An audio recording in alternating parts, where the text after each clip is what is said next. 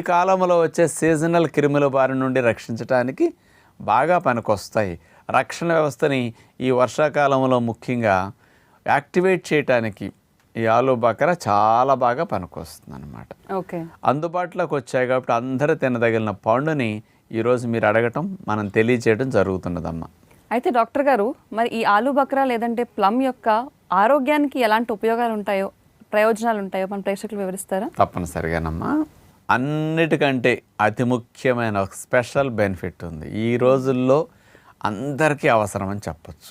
ఎవరిని తీసుకున్నా 20 ఏళ్ళు 15 ఏళ్ల వయసు పిల్లల నుంచి పెద్ద వయసు వారి వరకు అందరికీ ఎముకలు బలహీనంగా ఉంటున్నాయి. కారణం ఏంటంటే ఎండ తగలట్లేదు, పోషకాహారంలో ముఖ్యంగా కాల్షియం సరిగా ఒంటికి పట్టక.